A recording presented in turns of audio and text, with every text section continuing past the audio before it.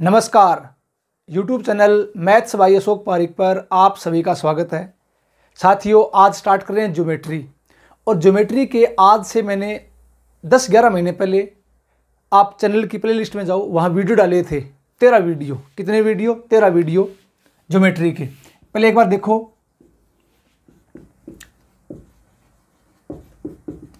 13 lesson में डाल चुका हूं ज्योमेट्री के। और ध्यान रखना, सिर्फ किसके हैं? थ्योरी के। तो इस बात का विशेष ध्यान रखना, ज्योमेट्री ये एक ऐसा चैप्टर है मैथ का एडवांस पार्ट जो शिक्षक भर्ती में 3rd ग्रेड में, 2nd ग्रेड में सब में आता है। ये CTET में, UP टेट में, बिहार टेट में, SSC में, रेलवे में, CDS में, कैट में और खूब लेवल की आती है। ध्यान रखना, जिस एग्जाम का जितना लेवल होता है उस लेवल की ज्योमेट्री सब में आती है। तो ज्योमेट्री मैथ का सबसे बड़े एडवांस चैप्टर है ये। ज्योमेट्री अगर आपको ढंग से आने लग गई तो ये मान लो 40% मैथ आपको आने लग गया। दूसरी बात, ज्योमेट्री आने लग गई तो मेंसुरेशन आने लग जाएगा। ठीक है, अगर ज्योमेट्री ढंग से आपको आ गई तो मेंसुरेशन आने लग जाएगा। और ज्योमेट्री, जहां तक मेरा एक्सपीरियंस है, बच्चे हर बार ये बोलते हैं सर ये चैप्टर टफ लगता है। टफ कब लगता है? जब आपके कॉन्सेप्ट क्लियर नहीं है। ध्यान रखना, सबसे आसान चैप्टर ये मैथ का। ध्यान रखना, ज्योमेट्री आ गई तो मेंसुरेशन आपको ऑटोमेटिक आने लग जाएगी, क्षेत्रमिति। तो ज्योमेट्री के आपको मैं 10-11 महीने पहले 13 लेसन डाल चुका हूं। आज स्टार्ट करते हैं आगे से लेसन नंबर 14 से। और ध्यान रखना, पढ़ाने का तरीका मेरा ये है, मैं हर चीज़ का क्यों बताऊंगा। एग्जाम में आपको कभी भी क्यों नहीं पूछेगा कि इसको आप प्रूव करो ये कैसे आया, बट मैं क्यों बता रहा हूं, इससे आपका दिमाग चल पड़ेगा। जैसे कितने भी नया प्रश्न आ जाए आप तुरंत कर दोगे। और जितने इसकी मैं थ्योरी आपको पढ़ा रहा हूं उसके बाहर से थ्योरी, ये मान लो भविष्य में आप कोई भी एग्जाम देना, चाहे छोटे से लेकर बड़े एग्जाम तक, इससे थ्योरी कभी बाहर नहीं जाएगी। तो जितनी आपको मैं थ्योरी पढ़ाऊं, पहले उस थ्योरी के बढ़िया तरीके से नोट्स बनाओ और उस थ्योरी को बार बार रिवाइज करो। फिर मैं आपको क्वेश्चन करवाऊंगा इसके ज्योमेट्री के। तो क्वेश्चनों में थ्योरी अप्लाई कैसे होगी वो सिखाऊंगा। ध्यान रखना, तो पहली बात तो कॉन्सेप्ट आने जरूरी है, और कॉन्सेप्ट आने लग गए उसके बाद प्रैक्टिस करनी जरूरी है। दोनों ही बातें अति आवश्यक है। ध्यान रखना, तो ज्योमेट्री के मैं सिर्फ और सिर्फ थ्योरी पढ़ा रहा हूं। ये मत सोच लेना आप यहाँ क्वेश्चन कर रहा हूं, सिर्फ थ्योरी पढ़ा रहा हूं। कॉन्सेप्ट पहले सीखो। और कॉन्सेप्ट के आपको मैं बता दूं, लगभग 70 लेसन आएंगे। कितने लेसन आएंगे? 70 लेसन, 70 वीडियो आएंगे पूरी ज्योमेट्री की थ्योरी के।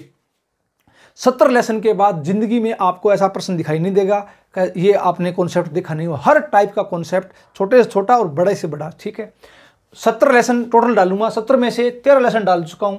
और क्या स्टार्ट किया था?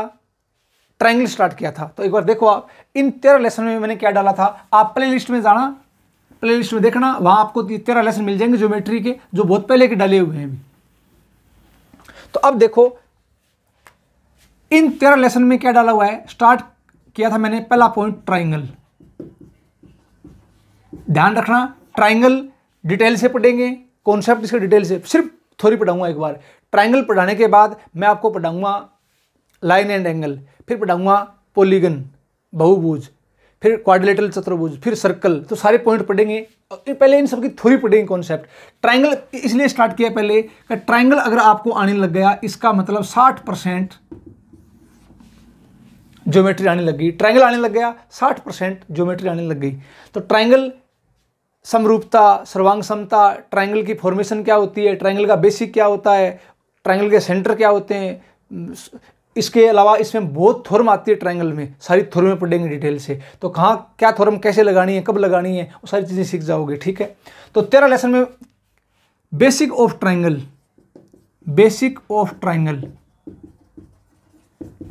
इसके मैंने 7 लेसन डाल रखे हैं। कितने लेसन? 7 लेसन। उसके बाद सेंटर ऑफ ट्राइंगल, त्रिभुजों के केंद्र स्टार्ट कर दिया था। और केंद्र में पहला केंद्र चल रहा है अपने सेंट्रोइड, जिसे आप बोलते हो ग्रेविटी सेंटर, या जिसे आप बोलते हो केंद्रक। क्या बोलते हो आप? केंद्रक। तो केंद्रक के 8 से लेकर और 13 तक वीडियो डाल रखे हैं। वो वीडियो किसके हैं? सेंट्रोइड के, केंद्रक के। तो कुछ सेंट्रोइड में बातें और बची हुई है। लास्ट 13 नंबर वीडियो में 30 पॉइंट मैं कंप्लीट पढ़ा चुका हूं। कितने पॉइंट? 30 पॉइंट। आज स्टार्ट करूंगा पॉइंट नंबर 31 से। ध्यान रखना, पॉइंट नंबर 31 से। और मैं पूरे मैथ को पॉइंट टू पॉइंट चलता हूं, पॉइंट टू पॉइंट पढ़ाता हूं। उसके बाद भविष्य में आपको सिंगल पर्सन दिखाई नहीं देगा, ये मेरी फुल गारंटी है। आप किसी भी पेड कोर्स से पढ़े हो, ऑनलाइन से पढ़े हो, या किसी फैकल्टी से पढ़े हो, तो पहले आपको फिर आपको दिन रात का डिफरेंस दिखाई दे जाएगा। पहले आपको मैं बेसिक सिखाऊंगा कि ये बेसिक बना कैसे। ठीक है। एग्जाम में बेसिक नहीं प्रूव करना, बट प्रूव क्यों करेंगे, जिससे आपको ज्योमेट्री बहुत आसान लगने लग जाएगी। रिजल्ट भी आप उसका याद कर लेना और बेसिक भी आपको आना चाहिए, ठीक है। और प्रॉपर ज्योमेट्री के नोट्स बना लो, एक कॉपी पूरी भरेगी कॉन्सेप्ट की। उसके बाद भविष्य में कैसा भी प्रश्न आ जाए ज्योमेट्री में दिक्कत नहीं आएगी, ये मेरी फुल गारंटी है। तो आज मैं स्टार्ट करता हूँ सेंट्रॉइड, और सेंट्रॉइड में 30 पॉइंट कंप्लीट करा चुका हूँ पहले। आज स्टार्ट करते हैं पॉइंट नंबर 31 से। तो इसके सेंट्रॉइड के 2-3 वीडियो रहेंगे, उसके बाद सेंट्रॉइड का ऐसा कोई पॉइंट नहीं बचेगा केंद्रक का जो आपको आएगा नहीं, ये मेरी गारंटी है, ठीक है। तो अब स्टार्ट करता हूं मैं पॉइंट नंबर 31 से। थोड़ा चैनल को शेयर किया करो भी, और क्लास का फीडबैक जरूर दिया करो, कमेंट किया करो, समझ में आया नहीं आया, चीज़ें फुल बेसिक के साथ आपको मैं पढ़ा रहा हूँ, ठीक है। तो अब स्टार्ट करता हूँ मैं पॉइंट नंबर 31। तो पॉइंट नंबर 31 क्या हो सकता है, 31। पॉइंट नंबर 31 ये है, एक समकोण त्रिभुज, समकोण त्रिभुज ABC में कोण B 90 डिग्री है। कोण B कितना है, 90 डिग्री, 90 डिग्री है। तथा भुजा, कोण B कितना है, 90 डिग्री है। भुजा AB, BC, CA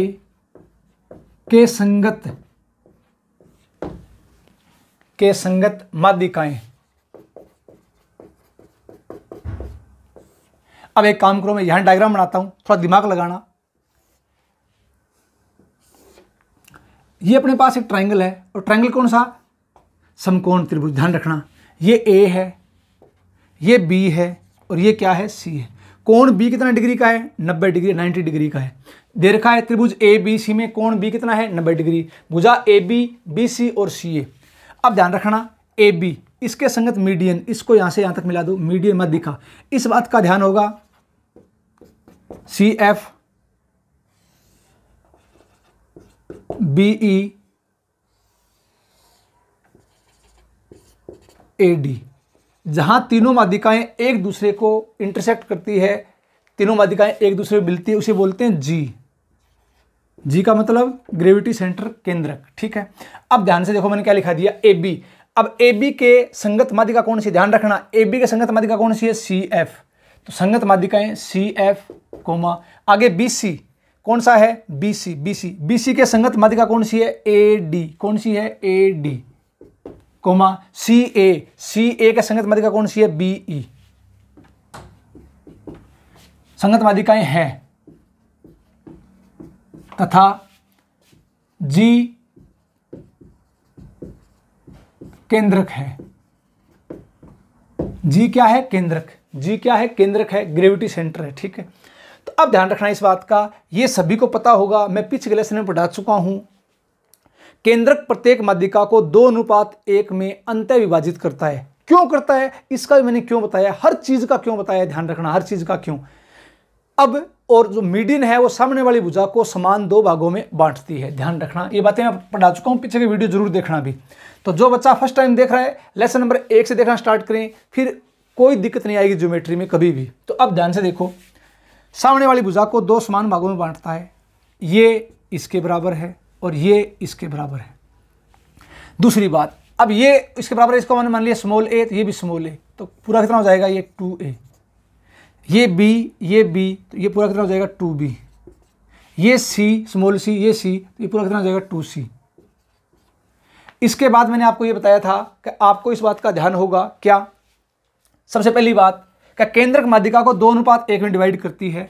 तो 2:1 में ये 2 है, जहां शीर्ष से निकलता है, जो वर्टेक्स के पास होता है वो 2 नीचे वाला 1, तो इसको मैंने मान लिया 2x और ये मान लिया x, 2:1, 2x x। इसी प्रकार यहां से मैंने मान लिया ये 2y और ये y, जो वर्टेक्स से निकलता है इसको मैंने मान लिया 2z और ये मान लिया z, ठीक है। तो 2:1, 2:1 और 2:1। अब इससे रिजल्ट क्या बनता है, अब रिजल्ट ये डायरेक्ट एग्जाम में क्वेश्चन आता है, क्या, जो समकोण त्रिभुज है, समकोण वाला शीर्ष है, यहां पर क्या है, BG। तो ध्यान रखना, इसका 5 गुना होता है, 5 गुणा BG² बराबर ये होता है AG² प्लस CG²। बस ये रिजल्ट और इस रिजल्ट के ऊपर एग्जाम में क्वेश्चन आता है, इस रिजल्ट के ऊपर एग्जाम में क्वेश्चन आता है। अगर आपको ये रिजल्ट पता है कि ये ऐसा होता है, अब मैं आपको ये नहीं बोलूँगा कि ये होता है रट्टा मार लेना है इसका, नहीं, ये कैसे आया फिर दिमाग चलेगा, फिर याद करने में आसानी रहेगी। आपको एग्जाम में डायरेक्ट क्या मिलेगा, ध्यान से देखो, एग्जाम में डायरेक्ट क्या मिलेगा, ये मिलेगा, ये समकोण त्रिभुज है ए बी और सी,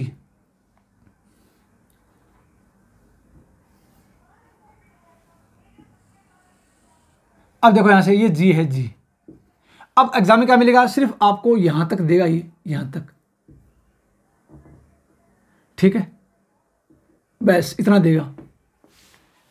ये बोलेगा कि राइट एंगल ट्राइंगल है और जी है वो क्या है, जी है वो केंद्रक है। तो अब इनमें रिलेशन क्या हो जाएगा, अब ध्यान से देखना, रिलेशन क्या होता है, समकोण वाला शीर्ष है, वहां से जो दूरी है बीजी वो 5 टाइम होगी, तो 5 गुणा बीजी का स्क्वायर बराबर ए जी का स्क्वायर प्लस सी जी का स्क्वायर। ये रिजल्ट होता है इंपॉर्टेंट।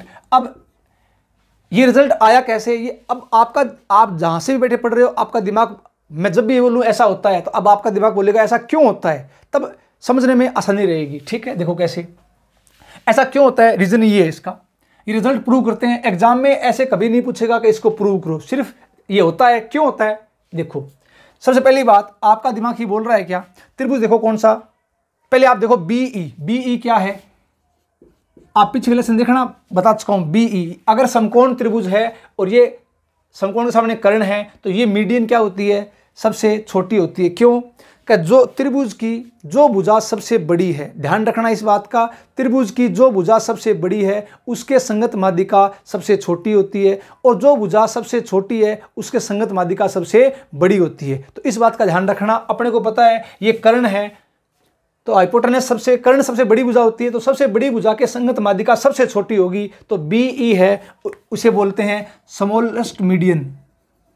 ये क्या है, स्मॉलेस्ट मीडियन माध्यिका, सबसे छोटी माध्यिका है। और बीई का मान क्या होता है, कर्ण का आधा, ध्यान रखना, एसी का आधा, एसी बटा 2, एसी का आधा।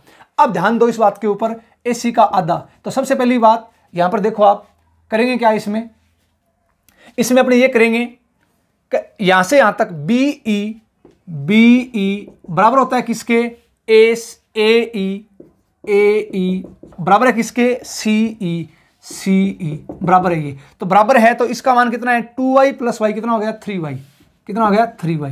अब ध्यान रखना, ए ई ये भी 3y और सी ई ये भी 3y, तो 3y ये पूरी कितनी हो जाएगी, 6y, अरे पूरी कितनी हो जाएगी, 6y। ठीक है, अब ध्यान से देखो, आप सबसे पहले त्रिभुज देखो कौन सा, ए बी सी, कौन सा त्रिभुज, त्रिभुज A B C, right angle triangle है, इसमें लगा दो पाइथागोरस।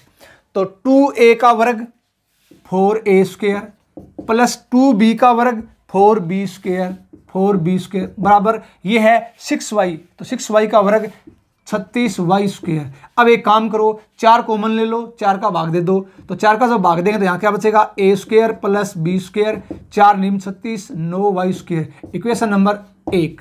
ठीक है, इक्वेशन नंबर 1 आ गई। अब मैं आपको कह रहा हूं, अब आप ट्राइंगल देखो, ट्राइंगल कौन सा, ध्यान से देखना, ट्राइंगल ए बी डी, कौन सा, ए बी डी, इसमें क्या लगाओगे, पाइथागोरस, क्या लगाओगे, पाइथागोरस, तो लगाओ। अब ये आ जाएगा 2a का स्क्वायर, तो 4a स्क्वायर प्लस ये साइड b है, b का वर्ग b स्क्वायर बराबर ये साइड 2x और x, ये 3x, तो 3x का वर्ग 9x स्क्वायर, इक्वेशन नंबर 2। इसी प्रकार अब देखो ट्राइंगल, आप कौन सा, ट्राइंगल एफ बी सी, कौन सा, right angle F B C, कौन सा, एफ बी सी, इसमें लगा दो पाइथागोरस। तो ये साइड ए है, ये आ जाएगा a का स्क्वायर प्लस ये साइड 2b है, तो 2b का वर्ग आ जाएगा 4b स्क्वायर बराबर 2z plus z 3z, 3z का वर्ग 9z स्क्वायर, इक्वेशन नंबर 3। अब इन दोनों को जोड़ दो, किस किस को, 2 प्लस 3 को। जैसे ही मैं 2 और 3 को ऐड करूंगा, जोड़ूंगा, तो मेरे पास क्या आ जाएगा, 4a square 5a square, 4b square 5b square, 5 बार आ गया, क्या बच जाएगा, a square plus b square, यहाँ से बाहर क्या आ जाएगा, 9, क्या बचेगा, x square plus z square. ये आ गया कब, जब मैं इक्वेशन नंबर 2 और इक्वेशन नंबर 3 को ऐड करता हूँ, जोड़ता हूँ। तो अब बताओ इक्वेशन नंबर 1 से, थोड़ा दिमाग लगाओ, इक्वेशन नंबर 1 से आपको क्या दिखाई दे रहा है, a square plus b square का मान कितना है, 9y स्क्वायर, यह मान रख दो, तो आ जाएगा 5 × 9y स्क्वायर बराबर क्या आ जाएगा, 9 into x square plus Z square. अब ये बताओ 9 से 9 कट गया तो यहाँ से अपने पास इक्वेशन क्या बन गई, इक्वेशन बन गई 5y स्क्वेयर बराबर ये आ जाएगा x square plus Z square. ये इक्वेशन आ गई। अब थोड़ा इसको हल करते हैं, कैसे देखो, अब इसको 4 से गुणा कर दो। किससे गुणा कर दो, 4 से। देखो कैसे, 4 से गुणा करने पर, 4 से गुणा करने पर, तो अब 4 से जब इसको इंटू करेंगे, गुणा करेंगे, तो यहाँ क्या बन जाएगा 5 चौका 20 वाई स्क्वेयर बराबर 4x square plus 4z square. अब थोड़ा दिमाग लगाओ, इसको मैं क्या लिख दूँ 5 इंटू ये आ जाएगा अपने पास 4y स्क्वेयर बराबर 4x का स्क्वेयर प्लस 4z स्क्वेयर। अब दिमाग लगाना, 5 4y स्क्वेयर, तो y स्क्वेयर है, इसका मतलब ये कहाँ से कहाँ तक दूरी है, b से g तक की दूरी कितनी है 2y, तो 2y का वर्ग 4y स्क्वेयर, ये आ जाएगा bg का स्क्वेयर। ये क्या आ जाएगा bg का स्क्वेयर बराबर ये है 4x स्क्वेयर। अब देखो यहाँ से यहाँ तक a से लेकर g तक दूरी कितनी है 2x है, तो 2x का वर्ग 4x स्क्वेयर, इसका मतलब ये क्या हैag स्क्वेयर। ये क्या हैag square plus 4z square, 4z square, इसका मतलब ये 2z है, ये क्या है 2z, तो 2z का वर्ग 4z स्क्वेयर, ये क्या है cg स्क्वेयर, ये क्या है cg स्क्वेयर, ये क्या है cg स्क्वेयर। अब ये रिजल्ट आपका क्या हो गया, प्रूव, हैंस प्रूव। अब कहने का मतलब यही है कि एग्जाम में आपको ये कभी नहीं बोलेगा कि इस रिजल्ट को प्रूव करो, बट मैं आपको हर चीज़ का क्यों बताऊंगा, क्यों जिससे आपका दिमाग चल पड़ेगा। तो एक बार इस पूरे का स्क्रीनशॉट ले लो और एक बार, 2 बार, 3 बार वीडियो को बार बार देखते जाओ, साथ में प्रॉपर नोट्स बनाओ, उसके बाद दिक्कत नहीं आएगी। तो ये आपका पॉइंट नंबर 31 है, किसका, सेंट्रोइड का केंद्रक का। तो इसको उतार लो। ये प्रूव कैसे हुआ ये मैंने आपको बता दिया है। अब आगे स्टार्ट करूंगा मैं अगला पॉइंट, ध्यान रखना पॉइंट नंबर 32, इसका आपने स्क्रीनशॉट ले लिया होगा। तो अब चलते हैं आगे की तरफ, ठीक है। तो अगला पॉइंट, पॉइंट नंबर 32। अब ऐसे ध्यान रखना, मैं पूरी आपको ज्योमेट्री कंप्लीट बेसिक के साथ, आपके दिमाग में कभी ऐसा प्रश्न नहीं बनेगा कि सर ऐसा हो गया तो क्या होगा। हर चीज़ का क्यों आपके दिमाग में बढ़ना चाहिए और वो क्यों आपको मैं क्लियर करवा दूंगा अभी। ये था पॉइंट नंबर 31, 31। उम्मीद करता हूँ ये पॉइंट समझ में आ गया होगा और ये डायरेक्ट रिजल्ट आप बार बार पढ़ोगे तो याद रह जाएगा, ठीक है। एग्जाम में सिर्फ रिजल्ट आते हैं जो कि आपको अप्रोच याद रखनी है। अब चलता हूं पॉइंट नंबर 32 की तरफ। तो सेंट्रोइड का पॉइंट नंबर 32 क्या हो सकता है, देखो पॉइंट नंबर 32। तो पॉइंट नंबर 32 ये कह रहा है 32 त्रिभुज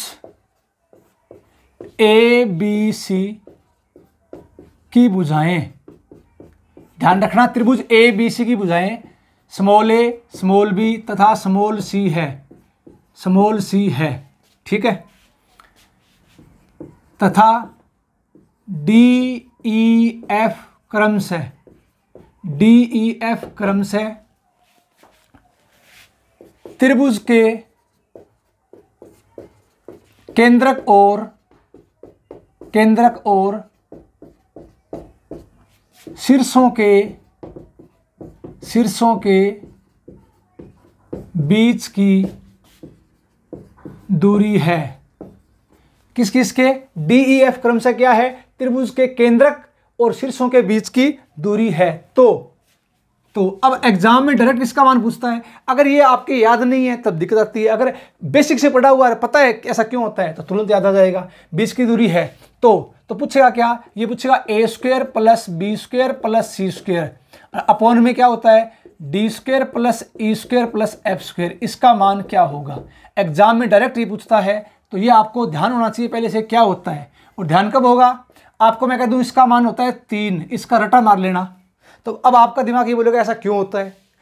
ध्यान रखना क्योंकि हर चीज़ का बेसिक पढ़ाते हैं तब उसमें टाइम लगता है। तो अब आपको मैं यहाँ 17 लेसन डालूंगा ज्योमेट्री के, और भविष्य में ऐसा कभी आपको पॉइंट नहीं मिलेगा कि जिसका आपको बेसिक पता नहीं होगा, ध्यान रखना।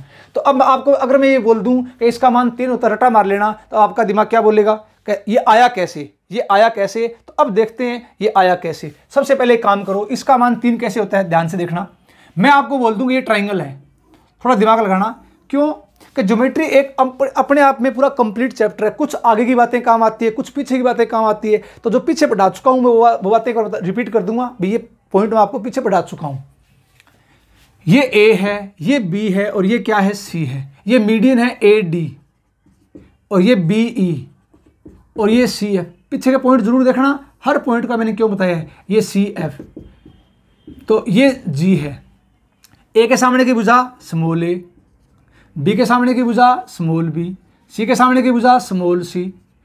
ये मीडियन है तो ये इसके बराबर है, ये इसके बराबर है। मीडियन सामने वाली भुजा को दो समान भागों में बांटती है और जहां तीनों माध्यिकाएं एक दूसरे को मिलती है उसे बोलते हैं जी। तो केंद्रक प्रत्येक माध्यिका को 2:1 में डिवाइड करता है, आपको मैंने बता दिया। अब चेक करो क्या, ये पॉइंट डी है, यहां से यहां तक डी है, ये ई है, यहां से यहां तक, कहां से यहां तक, यहां से यहां तक ई है, और ये यहां से यहां तक ये क्या है, एफ है। ये आपको प्रश्न में गिवन है, दे रखा है। तो अब पूछा क्या है, आप ये बताओ कि A square plus B square plus C square upon D square plus E square plus F square का मान क्या होगा, 3 होगा। कैसे होगा देख लो, एक थ्योरम मैं आपको पढ़ा चुका हूं, क्या, 3 into A B square plus B C square plus C A square बराबर होता है 4 इंटू माध्यिकाओं के वर्गों का योग, A D square plus B E square plus C F square. ये पढ़ा चुका हूं, पीछे के लेसन जरूर देखना, ये पढ़ा चुका हूं, हर चीज का क्यों बता रखा है। तो अब बताओ 3 इंटू, दिमाग लगाओ यहां पर, ए बी स्क्वायर मान रख दो सारे, ए बी बी सी सी ए का मान रख दो, तो आ जाएगा A square plus B square plus C square. बुझाएं थी आ गई 4 इंटू, अब A D square B E square C F square. अब एक काम करना, यहां से मान रखना है। मान कैसे रखोगे, थोड़ा दिमाग लगाना। ये बताओ, केंद्रक प्रत्येक माध्यिका को 2:1 में डिवाइड करता है। ये डी, यहां से यहां तक डी है, डी, तो डी कितना भाग है, 2 भाग। कितने में से, 2 भाग, ये 1 भाग, ये 3 भाग में से। तो डी क्या है, 2 कितने में से, 3 में से। किसका, ए डी का। 2/3 है किसका, ए डी का। इसी प्रकार ई क्या है, ई, ये 2 भाग है, ये 1 भाग है। ई क्या है, 2/3, 2/3 किसका, बी ई का। किसका, बी ई का। और इसी प्रकार एफ क्या है, भी एफ, एफ क्या है, एफ, ये एफ है, 2 भाग है, ये 1 भाग, 2/3 किस में से, 3 में से। तो 2/3 है ये किसका, सी एफ का। ये लो, ये तीनों मान, बस। अब यहां से मान रख दो, आंसर आ जाएगा। कैसे, ए डी का मान। अब ए डी का मान यहां से क्या आएगा, देखो, ए डी का मान यहां से क्या आएगा, उल्टा कर दो तो यह आ जाएगा 3/2 डी। बी ई का मान बोलो, यहां से क्या आएगा, 3/2 ई। और यहां से सी एफ का मान क्या आएगा, 3/2 एफ। ये लो, A D B E C F, ये मान आ गए। ये मान यहाँ रख दो, आंसर आ जाएगा। तो मान कैसे रखेंगे, ए डी का स्क्वायर, तो ये आ जाएगा 3 का वर्ग 9/4 D square plus B E 9/4 E square, C F 9/4 F square. ये मान रख दिया।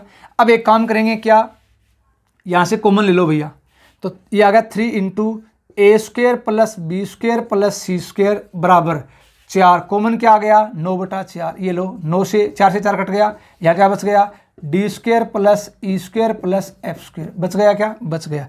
3 से 100 काट दो 3 बार, इसको इसके भाग में ले आओ। तो जैसे ही भाग में लाएंगे यहाँ 3 बच जाएगा, तो अपने पास रिजल्ट क्या आएगा, यहाँ से रिजल्ट आ जाएगा A square plus B square plus C square.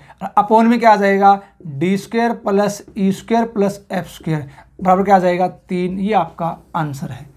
ये हैंड्स प्रूव्ड, ये प्रूव हो गया। आया कैसे, तो D square plus E square plus F square का मान क्या आएगा, 3। एक बार इस पूरे का आप स्क्रीनशॉट ले लो। ऐसे प्रश्न एग्जाम में 100% हर हालात में आते हैं, तो हर बच्चे को इस टाइप के प्रश्न आने चाहिए भाई। तो इसका आपने स्क्रीनशॉट ले लिया होगा। अब चलता हूँ आगे पॉइंट नंबर 33 की तरफ। तो 33 नंबर पॉइंट क्या हो सकता है, देखो इसमें पॉइंट नंबर 33। तो इन सब पॉइंटों का आप स्क्रीनशॉट लेते जाओ, इनको देखते जाओ, ऐसे प्रश्न एग्जाम में आते हैं भी। तो पॉइंट नंबर 33 क्या हो सकता है, सेंट्रोइड का। और जितने पॉइंट मैं आपको कंप्लीट पढ़ा दूं, उसके बाद भविष्य में ऐसा पॉइंट नहीं मिलेगा कि जो आपको आता नहीं होगा। अब पॉइंट नंबर 33,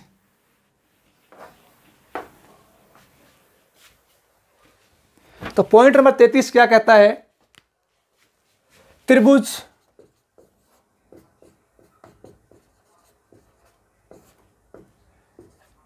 ए बी सी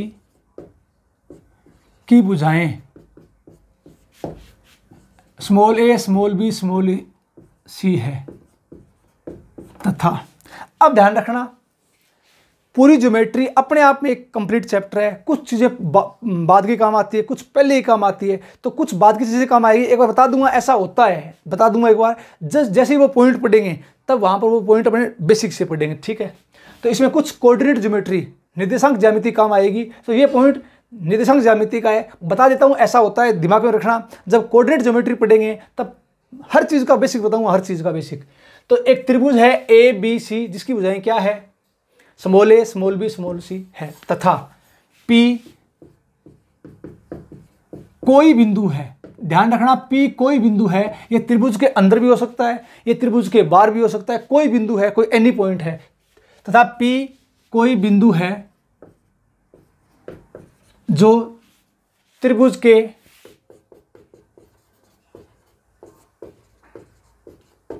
तल में कहीं स्थित है, कहीं स्थित है, कहीं स्थित है। इसका मतलब ये बिंदु कहीं भी हो सकता है, अंदर भी हो सकता है और बाहर भी हो सकता है, ध्यान रखना।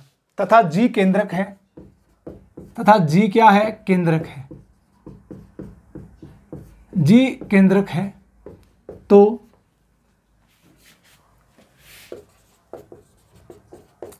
केंद्रक G तथा बिंदु P के बीच की दूरी,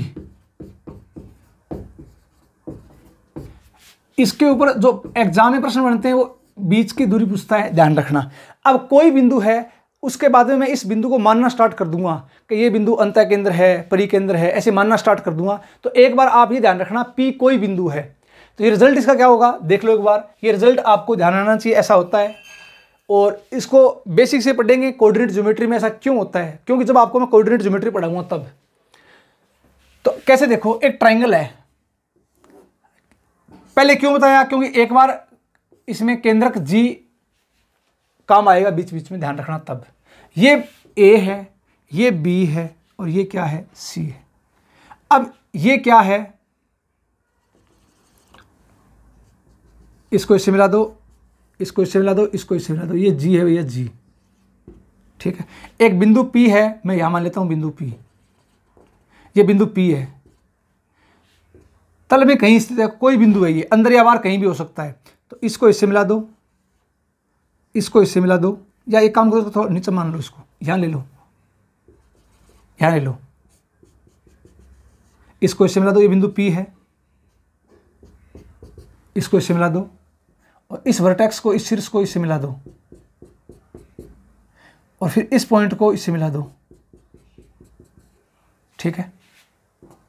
तो इन सब में रिलेशन होता है, क्या रिलेशन होता है, ध्यान से देखना। PA square plus PB square plus PC square बराबर बराबर होता है AG का स्क्वायर, ये G है केंद्रक सेंट्रोइड, क्या होता है AG का स्क्वायर प्लस BG का स्क्वायर प्लस CG का स्क्वायर प्लस 3 गुणा PG का स्क्वायर। अब ध्यान रखना, ये इंपॉर्टेंट रिजल्ट है, एक बार याद रखना, ऐसा होता है। ऐसा क्यों होता है, इसका बेसिक पढ़ेंगे इसमें, निर्देशांक ज्यामिति में, कोऑर्डिनेट ज्योमेट्री में। कोऑर्डिनेट ज्योमेट्री में पढ़ाऊंगा आपको कि इसका बेसिक क्या होता है। एक बार इसका आप पूरे का स्क्रीनशॉट ले लो, वेरी वेरी मोस्ट इंपॉर्टेंट है। P कोई बिंदु है और तो इसमें रिजल्ट होता है, आपको इस रिजल्ट का विशेष ध्यान रखना है। तो ये था पॉइंट नंबर 33। अब आगे चलता हूँ पॉइंट नंबर 34 की तरफ, और इसके कुछ पॉइंट और बनते हैं, इन पॉइंटों का आपको विशेष ध्यान रखना है। तो चलते हैं आगे पॉइंट नंबर 34 की तरफ, और ये इसका बेसिक पढ़ेंगे कोऑर्डिनेट ज्योमेट्री में, ठीक है भी। ये था पॉइंट नंबर 33। पॉइंट नंबर 34 क्या होगा, ध्यान से देखो। तो कुछ चीजें बाद की आएगी, उनको बाद में प्रूव करेंगे फुल बेसिक के साथ, एक बार ध्यान रखना, ऐसा होता है।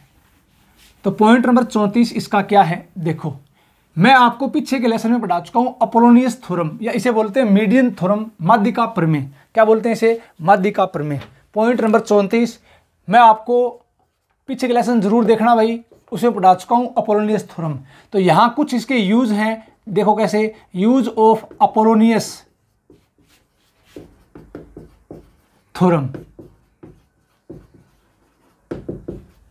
Use of Apollonius theorem, Apollonium theorem भी बोलते हैं इसको माध्यिका प्रमेय भी बोलते हैं, इसको मीडियन प्रमेय भी बोलते हैं, ठीक है, एक ही बात है।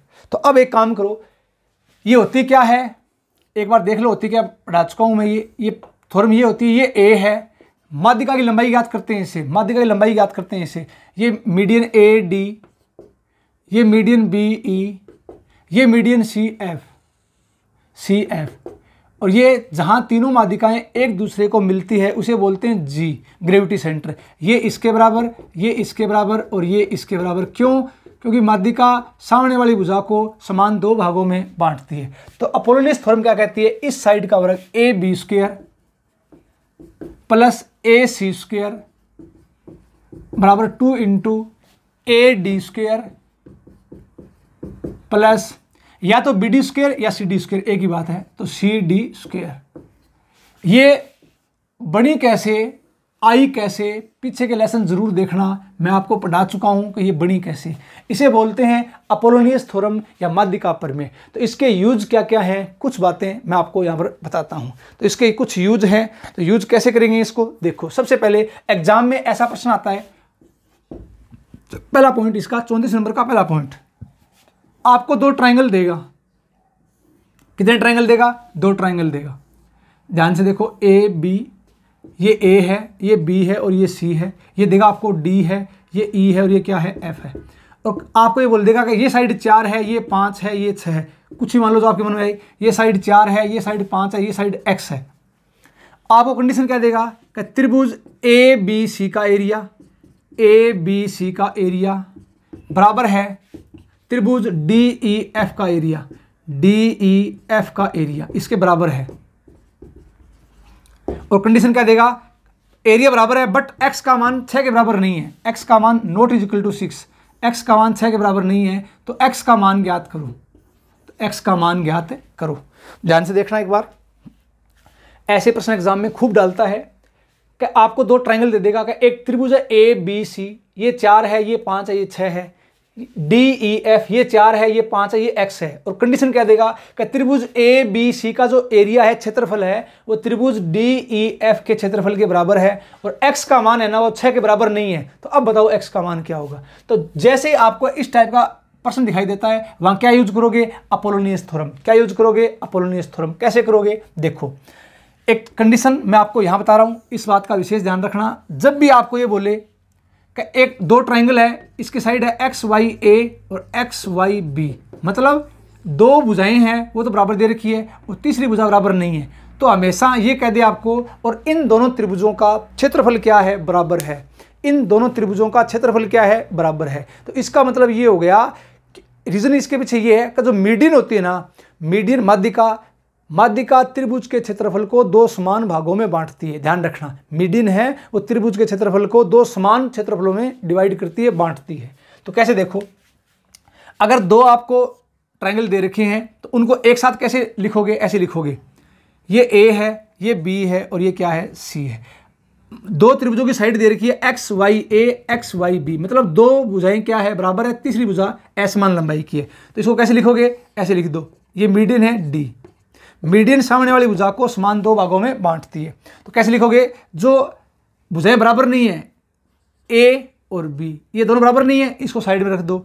अब एक्स और वाई, तो यहां रख दो एक्स और यहां रख दो वाई। अब ये जरूरी नहीं है, यहां रख दो एक्स यहां रख दो वाई, आंसर सेम आएगा। ठीक है, अब क्या लगा दोगे इसमें, अपोलोनियस थ्योरम। क्या लगाओगे इसमें, अपोलोनियस थ्योरम। कैसे लगाओगे, ए का स्क्वायर प्लस बी का स्क्वायर बराबर 2 इंटू, ये वाई है तो वाई का स्क्वायर प्लस एक्स का स्क्वायर। इसमें क्या लगा देंगे, अपोलोनियस थ्योरम। लगाते अपने पास क्या आ जाएगा, एक्स का मान आ जाएगा। ठीक है, तो इस बात का ध्यान रखना। तो इस टाइप के प्रश्न एग्जाम में खूब आते हैं और 100% आपको क्या पूछता है कि एक्स का मान ज्ञात करो। तो क्या करोगे, सबसे पहले आपने ये प्रश्न देख लिया होगा, ये इसका बेसिक है। अब देखो कैसे करेंगे। सबसे पहली बात तो डायरेक्ट मान रख दो। मान कैसे रखेंगे, अब ए का मान मैंने क्या मान लिया, यहां पर ए और बी। ध्यान रखना, ए और बी मान अलग अलग है, वो मान रख दो। कैसे रखोगे, देखो अब इस ट्रायंगल को मैं ऐसे रखता हूं, ध्यान से देखना, ये साइड है, अब जो बराबर नहीं है वो साइड रख लो। ये 6 मान ली, ये मान ली एक्स, ये मीडियन है मीडियन। ठीक है। अब ये बताओ, ये मीडियन है, इसमें एक साइड 4 है, एक साइड 5 है, तो कुछ ही मान लो ये बराबर है, इसको मैंने मान लिया 4, ये भी 4, ये मैंने क्या मान लिया 5। इसमें लगा दो अपोलोनियस थ्योरम, तो लगाओ क्या आ जाएगा, 6 का वर्ग प्लस x का वर्ग बराबर 2 इंटू 5 का वर्ग प्लस 4 का वर्ग।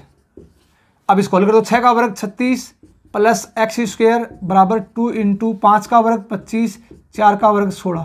थोड़ा इसको हल कर दो, अपने पास आ जाएगा 2 इंटू 6 और 5 11, 2 3 1 4। तो ये आ गया अपने पास 36 प्लस एक्स स्क्वायर बराबर 82, और एक्स स्क्वायर बराबर कितना आ जाएगा 82 माइनस 36। ठीक है, तो 12 में से 6 गया 6, 7 में से 3 गया 4, तो एक्स स्क्वायर का मान 46 है, तो एक्स का मान आ जाएगा √46। ये आपका आंसर है।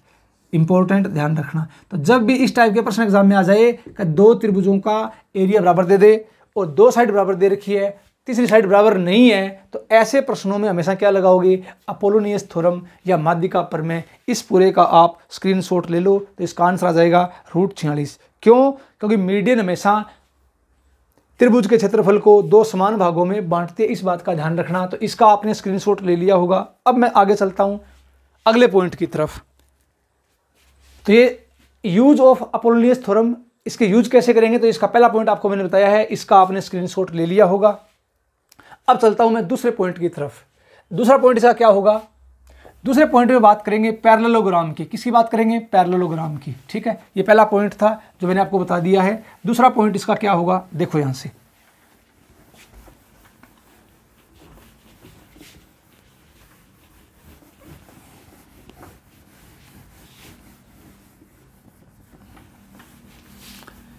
पैरेललोग्राम का मतलब समांतर चतुर्भुज। छोटे छोटे प्रश्न बनते हैं एग्जाम में, और ध्यान रखना प्रश्न कहीं से भी उठा सकता है, कहीं से प्रश्न बना सकता है, तो कॉन्सेप्ट आपको आने बहुत ज्यादा जरूरी है अभी। अब इसका पॉइंट नंबर दूसरा, समांतर चतुर्भुज। समांतर चतुर्भुज जब पढ़ेंगे, क्वाड्रिलेटरल चतुर्भुज पढ़ेंगे, तब हर चीज का क्यों बताऊंगा, हर चीज को बेसिक से पढ़ेंगे। वर्ग क्या होता है, समांतर चतुर्भुज क्या होता है, आयत क्या होता है, ठीक है, सबके बारे में डिटेल से पढ़ेंगे। चक्रीय चतुर्भुज क्या होता है, तो समांतर चतुर्भुज पैरेललोग्राम।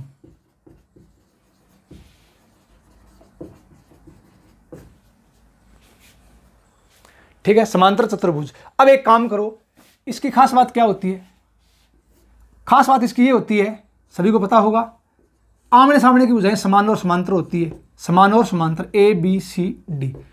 ये भुजा इसके समान है, समांतर भी है। ये A है तो ये भी A है, ये इसके पैरेलल और इक्वल, ये B है तो ये भी B है। ये पता है सबको क्या, इसके विकिरण है वो आपस में एक दूसरे को समद्विभाजित करते हैं। ये इसके बराबर है और ये इसके बराबर है। ठीक है, ये विकिरण। तो इसको मान लेता हूं मैं डायगोनल D1, इसको मान लेता हूं मैं डायगोनल विकिरण D2।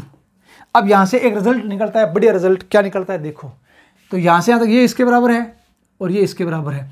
अब एक काम करो, ऊपर वाला त्रिभुज देखो कौन सा, ADC। ये त्रिभुज कौन सा, ये A है, ये क्या है D है, ये क्या है C है, ये साइड क्या है B है, ये साइड क्या है A है, और यहां से यहां तक, क्योंकि ये इसके बराबर है, बराबर, तो इसका मतलब ये और नीचे वाले बराबर है, तो ये मीडियन का काम करेगी। किसका काम करेगी, ये मीडियन का।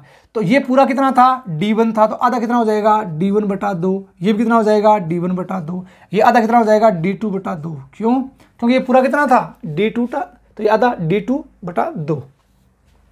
तो अब ये अपने पास क्या था, ये ऊपर वाला त्रिभुज उठा लिया। अब इसमें क्या लगा देंगे, अब इसमें लगा देंगे अपोलोनियस थ्योरम। क्या लगाएंगे इसमें, अपोलोनियस थ्योरम। तो कैसे लगाएंगे, देखो अपोलोनियस थ्योरम मैं यहां लगाता हूं, रिजल्ट क्या बनेगा, B का स्क्वायर प्लस A का स्क्वायर बराबर 2 इंटू इसका वर्ग, तो ये हो जाएगा D2 का स्क्वायर बटे 2 का वर्ग 4 प्लस इसका वर्ग D1 का स्क्वायर बटे 4, 2 का वर्ग 4।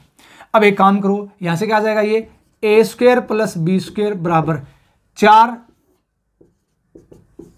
लघुत्तम आ गया, ऊपर क्या बच गया, D1 square plus D2 square, 2 से 2 बार कट गया, इसको इस तरफ इंटू कर दो, तो 2 इंटू क्या आ जाएगा, A square plus B square बराबर क्या आ जाएगा, D1 square plus d2²। Very very most important result किसका? समांतर चतुर्भुज का, पैरेललोग्राम का। प्रूव कैसे हुआ? प्रूव हुआ अपोलोनियस थ्योरम से। प्रूव किससे हुआ? अपोलोनियस थ्योरम से। प्रूव किससे हुआ? अपोलोनियस थ्योरम से। तो इस पूरे का आप स्क्रीनशॉट ले लो, इस पूरे का आप स्क्रीनशॉट ले लो। तो इंपॉर्टेंट पॉइंट है ये समांतर चतुर्भुज का। तो क्या इसके विकिरण और भुजाओं में संबंध क्या होता है? तो भुजाएं a² + b² वर्गों का योग इसका डबल बराबर होता है विकिरणों के वर्गों का योग, तो d1² + d2²। इसका आपने स्क्रीनशॉट ले लिया होगा। अब मैं पॉइंट नंबर 3 की तरफ चलता हूं। अब यहीं से एक प्रश्न और डालता है समांतर चतुर्भुज का, तो कैसे डालता है वो और देख लो। तो आपने इसका स्क्रीनशॉट ले लिया होगा। पॉइंट नंबर 3, तीसरा पॉइंट पढ़ रहे हैं। मैं आपको इसमें अपोलोनियस थ्योरम को यूज कैसे करना है वो आपको मैं बता रहा हूँ, जहाँ से एग्जाम में छोटे छोटे क्वेश्चन आते हैं भी। अब जो बता रहा हूँ यहाँ से प्रश्न आया था, एसएससी में भी आ गया, सीटेट में भी आ गया, छोटे छोटे एग्जामों में यहाँ से क्वेश्चन आते हैं भाई। तो जब तक आपको ये रिजल्ट नहीं पता है तब तक दिक्कत आएगी भी। तो तीसरा पॉइंट इसका क्या हो सकता है, ध्यान से देखो। पॉइंट नंबर 3, अब दिमाग लगाओ। पॉइंट नंबर 3 क्या कह रहा है? ये समांतर चतुर्भुज का पॉइंट है पैरेललोग्राम का। किसका? पैरेललोग्राम का। समांतर चतुर्भुज का एक पॉइंट है पैरेललोग्राम का। तो कैसे? देखो, आपको मैं ये बात बोल दूं कि ये एक समांतर चतुर्भुज है। ये क्या है? एक समांतर चतुर्भुज है। ये लो, ये A है, ये B है, ये क्या है? C है, और ये क्या है? D है। अब थोड़ा दिमाग लगाओ, ये और ये क्या है? पैरेलल है, बराबर है। ये और ये क्या है? पैरेलल है, वो बराबर है। अब ध्यान से देखना, ऐसे देगा आपको। ये विकिरण डायगोनल है, क्या देगा? यहां दे देगा, यहां, और एक यहां दे देगा। ये G1 है, ये क्या है? G1 है, और ये क्या है? G2 है। क्या बोलेगा कि ऊपर वाला त्रिभुज क्या है? त्रिभुज ADC। त्रिभुज ADC का केंद्रक, सेंट्रोइड, केंद्रक क्या है? G1 है। और त्रिभुज कौन सा? ABC। कौन सा? ABC। इसका केंद्रक क्या है? इसका केंद्रक क्या है? इसका केंद्रक G2 है। तो ये पूछेगा G1 और G2 के बीच की दूरी क्या होगी। ये लो, इंपॉर्टेंट है। छोटे एग्जाम में बहुत बार, यहां से एग्जाम में बहुत बार क्वेश्चन आ चुका है, बच्चा फंस जाता है। लेकिन अगर ये आपके पॉइंट पहले से याद है, अगर आपको आते हैं, तो तुरंत 1 सेकंड के प्रश्न होते हैं। कैसे? देखो, आपको इस विकिरण की लंबाई देगा और ये बोलेगा कि यहां से यहां तक, ये बताओ इसका मान क्या आएगा। तो तुरंत आसान सी बात है। आपको मैंने क्या बताया था? केंद्रक माध्यिका को 2:1 में बांटता है। जहां शीर्ष से निकलता है वो 2 पार्ट, ये शीर्ष से निकल रहा है क्या? ये 2 पार्ट, और यहां से यहां तक ये 1 पार्ट। जो शीर्ष से निकल रहा है यहां से यहां तक 2 पार्ट, और ये 1 पार्ट। जो पार्ट शीर्ष के नजदीक, शीर्ष से निकलता है वो 2 भाग। तो अब ये बताओ, यहां से यहां तक 2 भाग, यहां से यहां तक 1 भाग, यहां से यहां तक 1 भाग, यहां से यहां तक 2 भाग। तो ये 2, ये भी यहां से यहां तक 1 और 1 2, ये भी 2।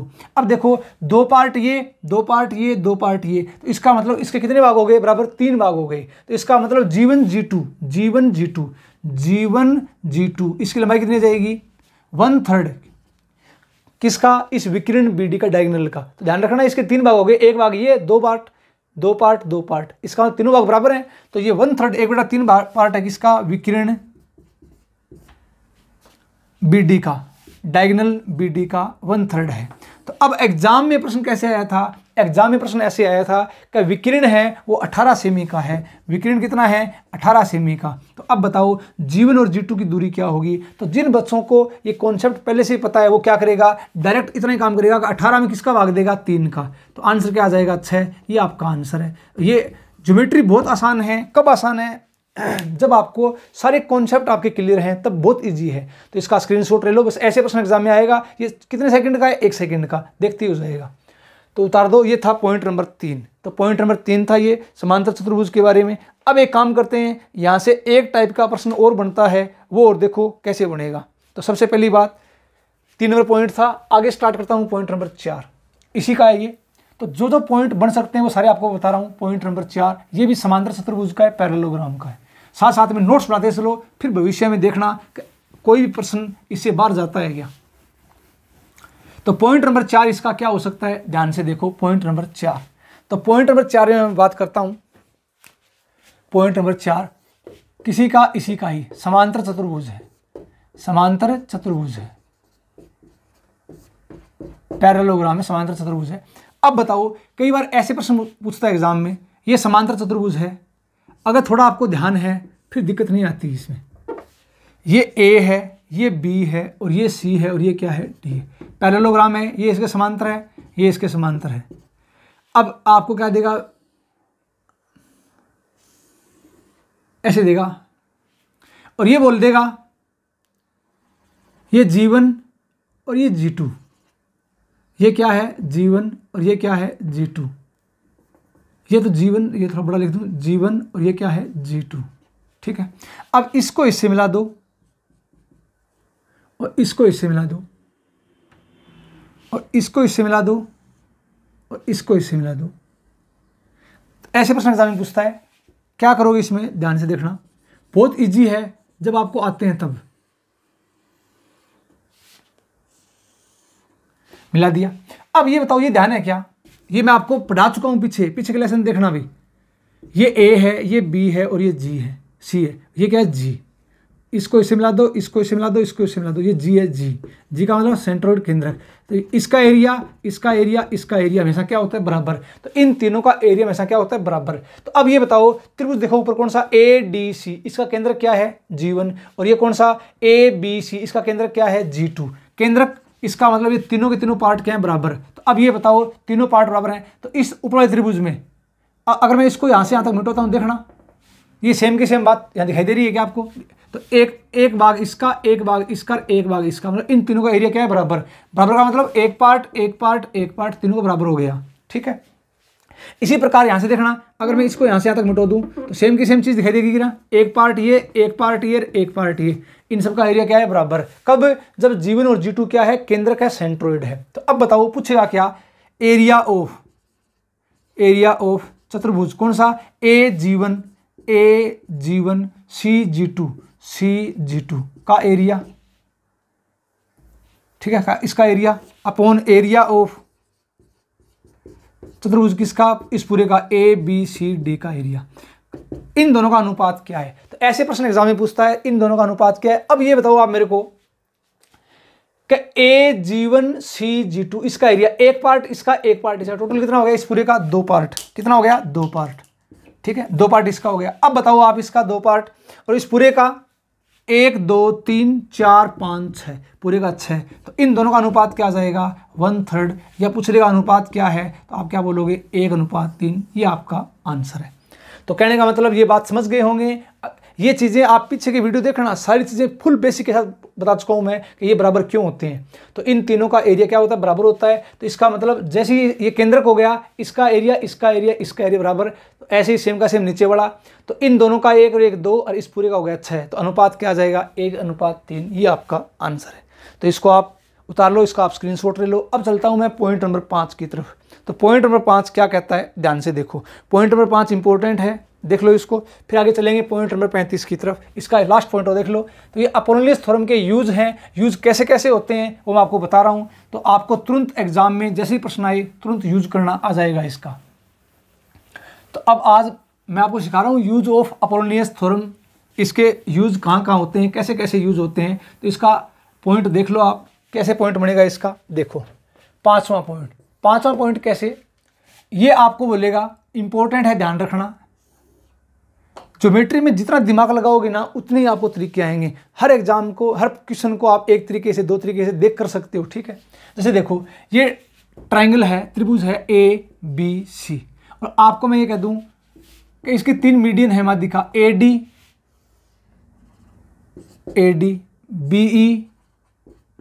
BE और ये CF, ये क्या है CF, ये है G केंद्रक, ठीक है। मीडियन है तो ये बराबर है, ये इसके बराबर है और ये इसके बराबर है। मीडियन सामने वाली भुजा को 2 समान भागों में डिवाइड करती है और केंद्रक माध्यिका को 2:1 में विभाजित करता है, अंतः विभाजित। तो AD का मान 9 सेमी, BE का मान 12 सेमी, CF का मान 15 सेमी। और आपको ये बोल दे ये कौन है, थीटा। अब बताओ थीटा का मान ज्ञात करो। ऐसे प्रश्न एग्जाम में डालता है, ये कौन क्या है, थीटा, थीटा का मान ज्ञात करो।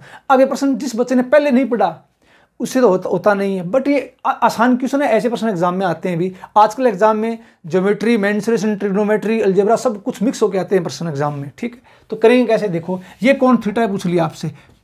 फर्स्ट तरीका, पहला तरीका क्या हो सकता है, ध्यान से देखो। अब ये AD का मान 9 है, 9, तो अपने को ये पता है केंद्रक माध्यिका को 2:1 में डिवाइड करता है, 2:1 में। तो अब मैं सिर्फ एक बताऊंगा और डायरेक्ट आप खुद से करना कैसे निकालेंगे।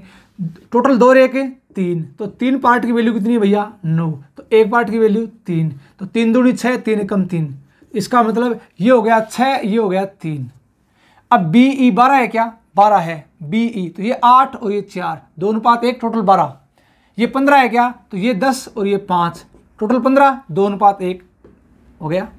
अब ये बताओ, जब भी ऐसे प्रश्न आते हैं इसका मान ज्ञात करो, तो आप क्या करोगे? ये ट्रायंगल देखो कौन सा, BGC। अब ये बराबर है क्या? तो ये भी x और ये भी x, मान लो इसको। ट्रायंगल कौन सा? BGC। इसमें क्या लगा दोगे? Apollonius theorem. अरे क्या लगा दोगे? अपोलोनियस थ्योरम लगाओ। तो कैसे लगेगी? 8 का वर्ग प्लस 10 का वर्ग बराबर 2 × 3 का वर्ग प्लस x का वर्ग।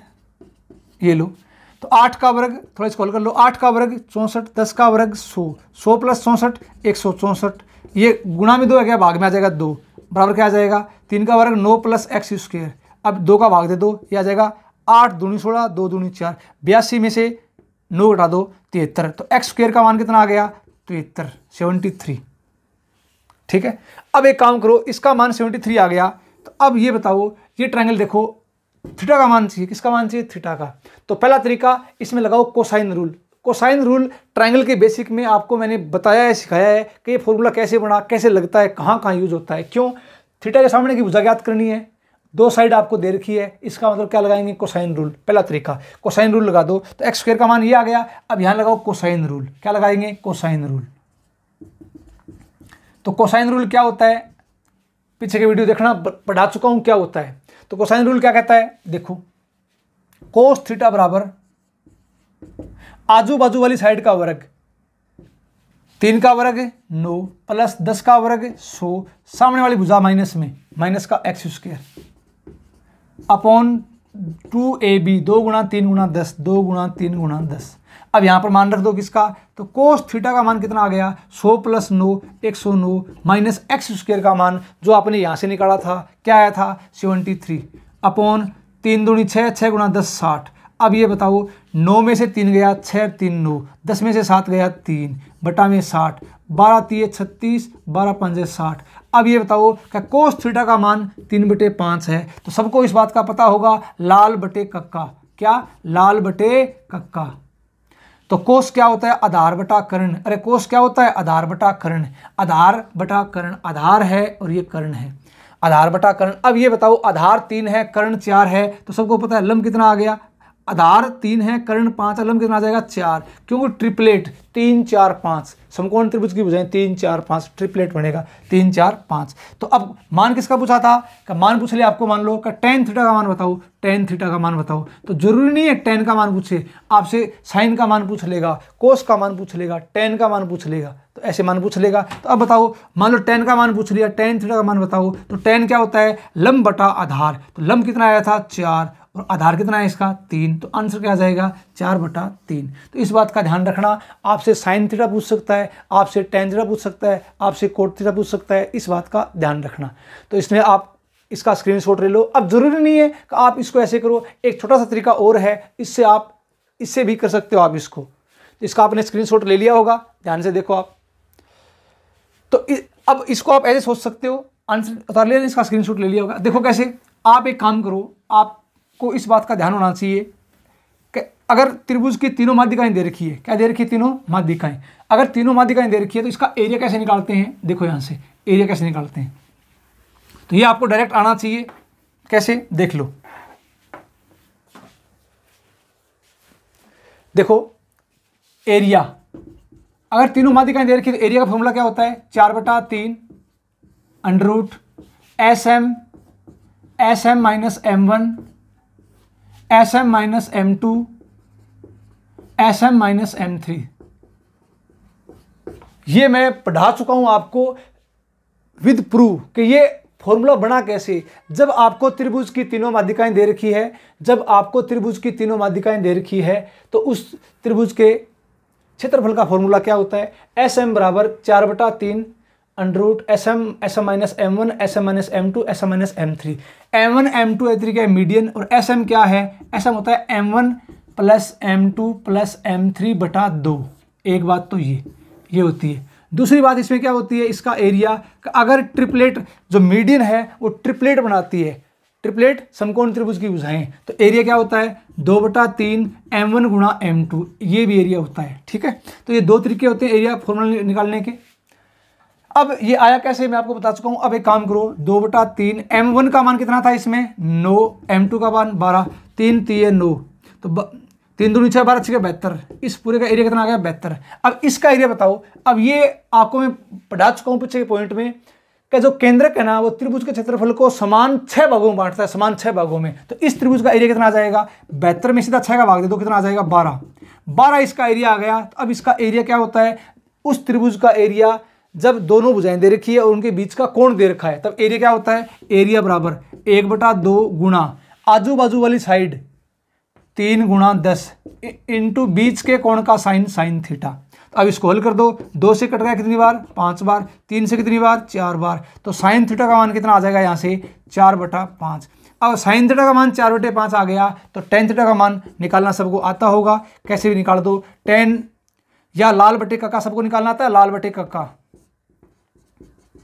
अब ये बताओ साइन लंब बटा कर्ण होता है, साइन क्या होता है लंब बटा कर्ण, ये लंब है ये क्या है कर्ण। अब लंब 4 है कर्ण 5 है, तो आधार कितना आ जाएगा 3, आधार कितना आ जाएगा 3। तो टेन क्या होता है लंब बटा आधार, तो लंब कितना था 4, आधार कितना है 3, आंसर क्या आ जाएगा 4/3। तो कहने का मतलब ये आप प्रश्न को जितना दिमाग लगाओगे, एक तरीके से 2 तरीके से 3 तरीके से इसको आप कर सकते हो। इस पूरे का आप स्क्रीनशॉट ले लो, आपने इसका स्क्रीनशॉट ले लिया होगा। तो आज के लिए इसमें इतना ही। अब एक 3-4 पॉइंट और बचे हैं, इसकी एक वीडियो और आएगी सेंट्रोइड की। वो वीडियो आने के बाद सेंट्रोइड का ऐसा प्रश्न आपको कभी नहीं मिलेगा कि जो आपने देखा हुआ नहीं है। वीडियो को अधिक से अधिक शेयर करना और क्लास का फीडबैक दिया करो, भी समझ में आया नहीं आया, वीडियो को 2-3 बार देखा करो, प्रॉपर नोट्स बनाते चलो। मैं आपके लिए बिल्कुल 100% से ईमानदारी से आपको मैं पढ़ा रहा हूँ और आप डेली नोट्स बनाते जाओ। तो आज के लिए इतना ही, धन्यवाद। जय हिंद, जय भारत।